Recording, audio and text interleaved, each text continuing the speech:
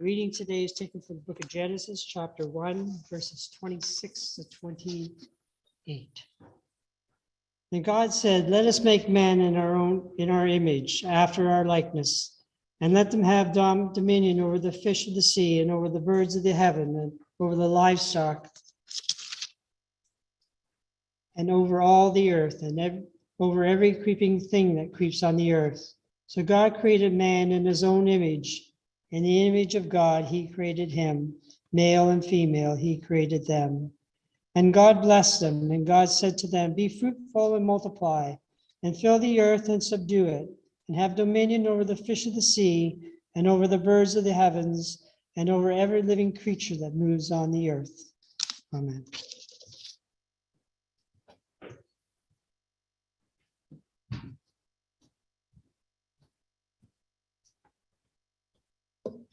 Good morning.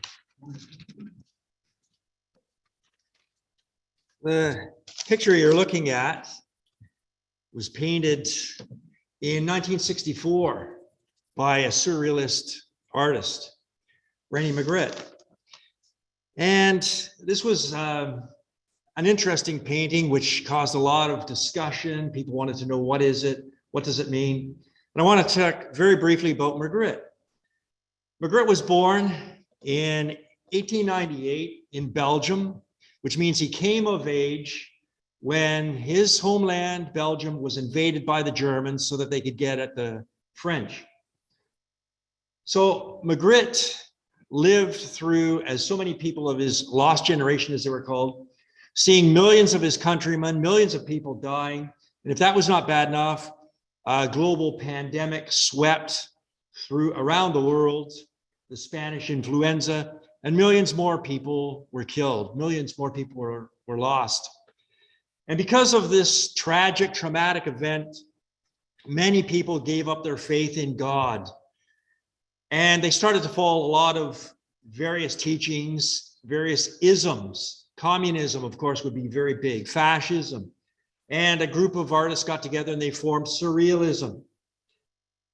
And this is one of the pictures that he painted much longer, almost 40 years later. As I said, in 1964, he painted this.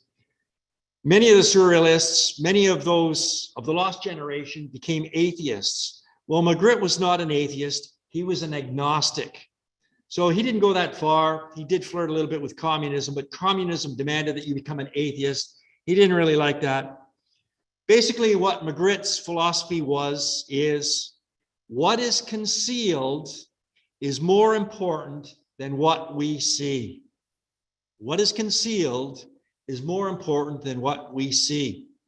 A lot of his paintings, all the surrealistic paintings, are a little bit bizarre. They look like a dream because they believed in psychoanalysis and dreams.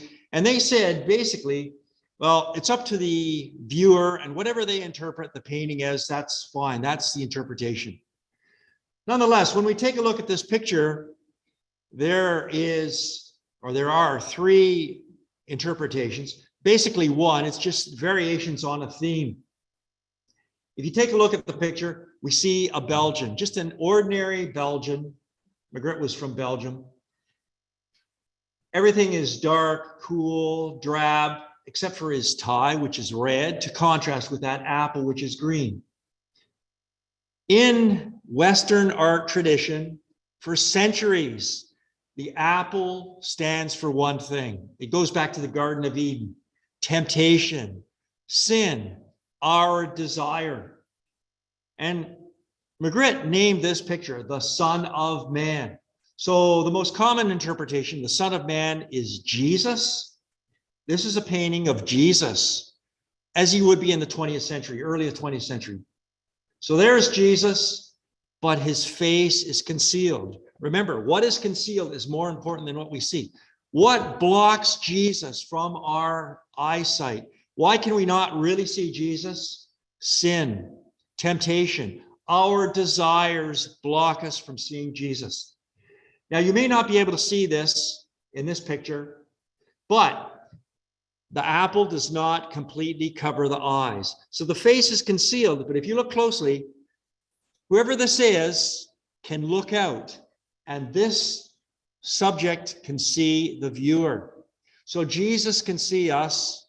We cannot see him because our sin, our desire blocks him from us. That's one interpretation. Second interpretation, well, this is the ordinary man. Maybe our sin and desire blocks us from seeing the true value of our own neighbor or co-worker or own family members. Third interpretation, when we realize that this painting was a self-portrait of Magritte himself. One of his friends, a lawyer, said, Rene, I want a picture of yourself. Please paint me a self-portrait. And this is what he gave him. Maybe it is ourselves. We cannot see our own true value because that sin, that desire, that temptation blocks us from seeing who we really are. So there you have three variations on a theme. Sin, temptation blocks us from seeing that which is truly important. So this morning, I'm raising the question, and that is, why am I here? Because Magritte and so many of his generation wanted to know, why are we here? They gave up on individualism because the events of the war and the pandemic, they thought, we're just caught up, we're swept away, and we have no control over anything. Why are we here? What is the sense of life? Why are we here?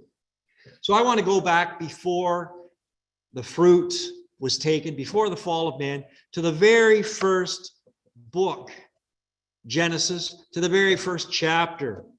So Genesis chapter 1. And I'm not going to start at the beginning. Basically, when we take a look at the creation of the world, we see 2 points that stand out until we get to verse 26. God says it was so. God says it, it's done, it's good. Now, we have a break. We have something different. And whenever you are reading an ancient text, when a pattern continues on, and then all of a sudden there's a break, you have to take notice of what that break is. And so starting in verse 26, we see a break. So 1 to 25, we see that creation is an effect of God's word. But now, 26 to 28, we're going to see that mankind, humankind, is the work of God. There's a distinct difference here. God says, let us make humankind in our image, according to our likeness, and let them have dominion over the fish of the sea and over the birds of the air and over the cattle and over all the wild animals of the earth and over every creeping thing that creeps upon the earth. Humans are going to be different. We are made in the image of God. Nothing else is made in the image of God. And in order to understand this, well, a lot of people, they say, well, this must mean that we have conscience or we are able to reason, self-awareness. And this is true. But again, it's an ancient text. We have to look. What does it mean in the ancient world when they're talking about the image of something? When Genesis was written, this was at a point when Egypt was the superpower of the world. And it wasn't just the Egyptians, it was other ancient cultures as well. If you were the king, you wanted to establish your authority and you would set up an image. And Egypt is probably the classic because you see these colossal images that wouldn't fit in this room. They're so tall, these pharaonic images. Here's the Pharaoh. He has rule over this area. There have even been pharaonic images as far north as Asia Minor.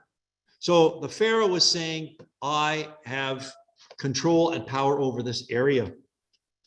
And we see some of them, they're carved onto mountains, not with the pharaohs, although Abu Simbel, you can see him carved right into the cliff. Of other kings, other ancient kings did the same thing. And of course, the Lydians later on, Croesus, he said, I'm going to put my image on coins. And he invented or minted coins. And this whole idea about an image was raised later by Jesus when people tried to trap Jesus. Do we pay taxes to Caesar or not? Well, give me a coin. Whose image is on there? Caesar's, give to Caesar. But then he says, render to God what belongs to God. And that would immediately have the Jewish people think, we are created in God's image. So what is God saying here? These people are used to the image of the king, and that means he has rule here. We are made in the image of God. We are to rule over the earth. That is what he is saying. And twice the picture of rule is given. One, this is when God is discussing it amongst the Godhead. And then in verse 27, you will see God created humankind in his image. In the image of God, he created them, male and female, he created them. God blessed them and said to them, be fruitful and multiply and fill the earth and subdue it and have dominion over the fish of the sea and over the birds of the air. So twice authority is given to humans. And I also want you to notice, he made male and female. We are equal. We are equal in dignity. And so all this fighting and scrapping between the sexes that is developed over generations, that was not here in the beginning at all. So we've got this rule that is given to us. We are made in the image of God. We possess God's authority to rule over creation. And it's important to remember that we're not just a physical representation of God. I know there's an exhibit, the Sistine Chapel, paintings of Michelangelo in Toronto right now.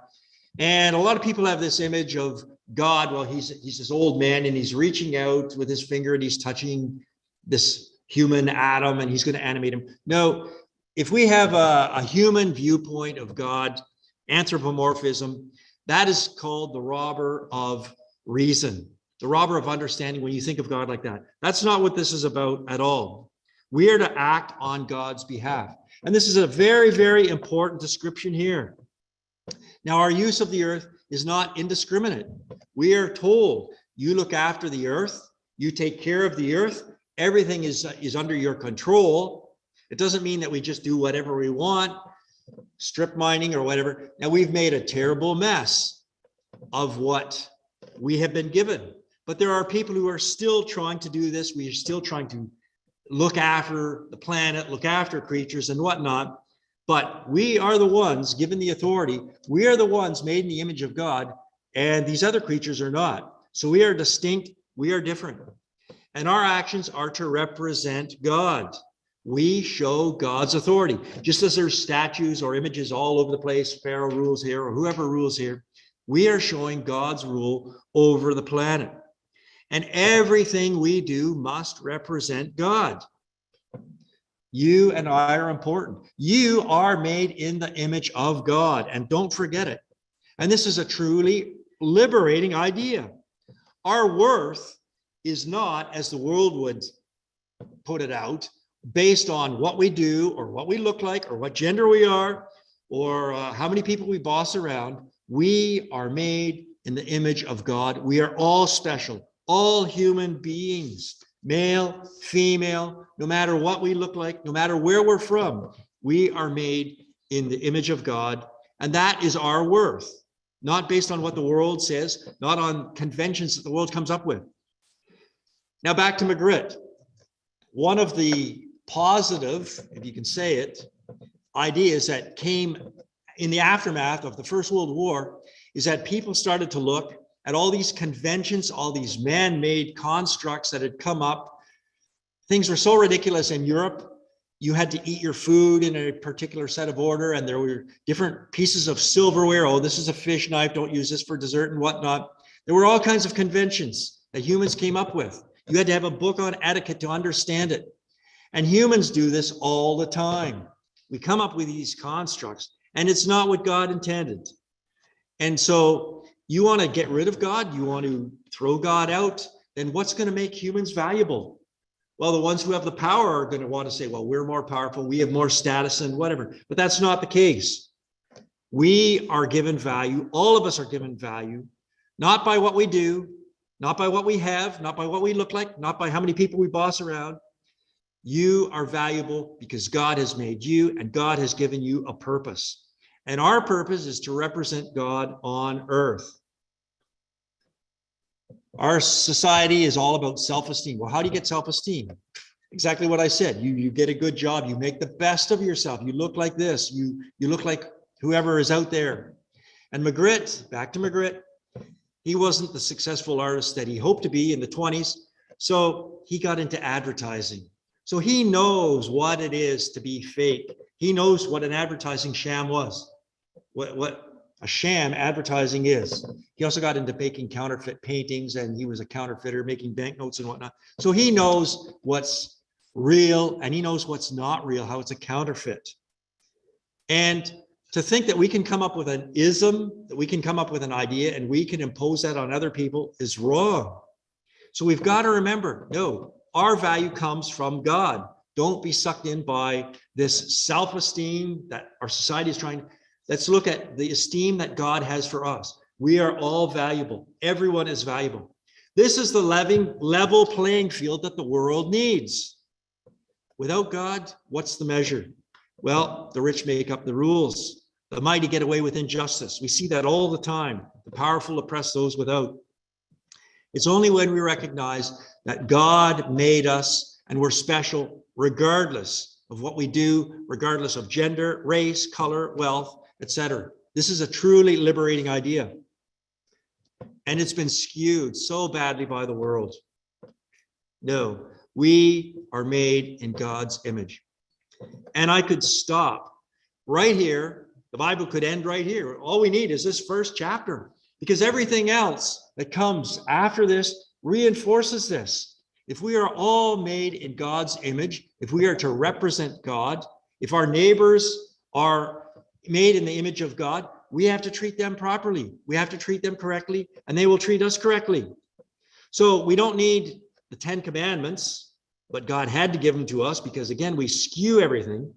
So we know that we can say right off the bat, abortion, you want to kill an unborn baby or a child, that's wrong. Slavery, you want to enslave another person, that's wrong. Euthanasia, somebody at the end of their life, oh, let's get rid of them because they're not valuable. Sex trafficking, anything like this, we know if it's devaluing or harming other individuals, it's wrong. It's a sin because we have to represent God.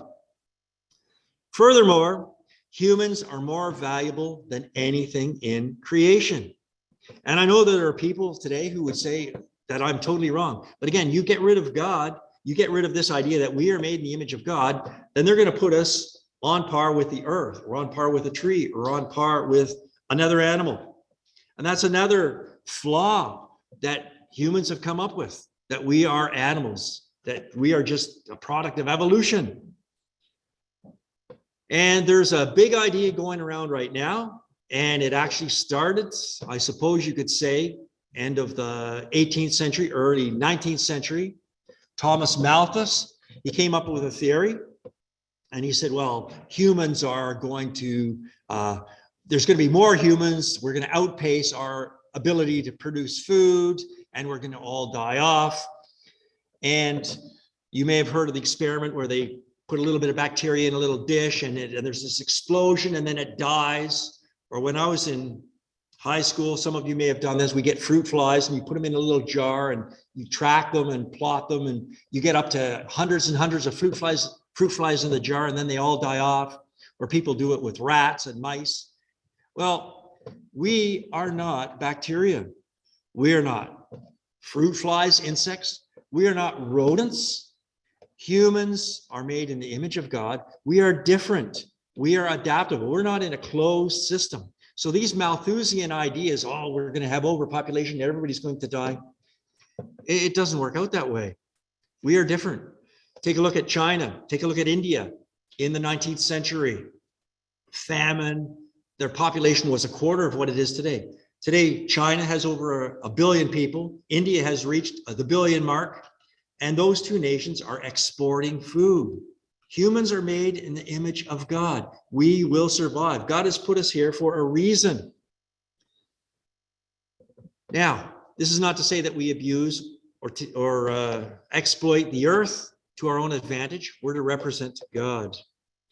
And when we realize this, it gives us dignity. We realize that we are special. We are made in the image of God. And again, it mentions male and female. He created them. There's a lot of historical ugliness, the war between the sexes that has come about, again, because of these rules that people make up, these false constructs that we have, and it hurts people, and it has hurt people. And this happens when we move away from the original story, the original point that is laid down here in Genesis 1. So our mission is fill the earth, subdue it. I've given you every plant. So we are to look after things. If your neighbor gives you the canary or their cat, please take care of it while I'm away. You have to respect that. You have to do what you can do to keep the creature alive so that it's in good health, or water their plants if they wanted you to do that. And that's what we are to do. That's what we must do for God. But we've messed it up. We look around at this world and we have made such a terrible mess of it. But Chris alluded to this a little bit this morning. This image can be restored through Christ. And I want to leave you with one passage by Paul, and this is from Ephesians 4. Starting verse 25. Starting verse 17. I'm reading down to 25. Now this I affirm and insist on in the Lord. You must no longer live as the Gentiles live, in the futility of their minds. They had their philosophies back when Paul was around. We've got our philosophies now that are still around from that time after the first war. They are darkened in their understanding, alienated from the life of God because of their ignorance and hardness of heart. We humans really are ignorant at times. And sadly, there are people that are ignorant of God, or they willingly do not want to pay attention to God. And they follow these various isms that are around, but they're still made in the image of God. They're still like us. We should pity them because maybe we've been led astray also. 19, they have lost all sensitivity and have abandoned themselves to licentiousness, greedy to practice every kind of impurity. That is not the way you learned Christ. So here's that turnaround. Christ came as the image of God. God the Son coming here. This is the image we have to follow. We have to remember what it was like in the beginning. For surely you have heard about him and were taught in him, as truth is in Jesus. Truth is not in communism, atheism, or any of these other isms. Truth is in Jesus. You are taught to put away your former way of life, your old self, corrupt and deluded. That's the way our world is today. Deluded by its lusts. To be renewed in the spirit of your minds, and to clothe yourself with the new, self-created, according to the likeness of God, in true righteousness and holiness. Can we conform to the image of God? Yes, we can. Christ came to teach us, to show us the way. We are all special. We are all made in the image of God. Every single person is his image, representing God on this planet. But it's only in Christ that we can restore that broken image. Thank you.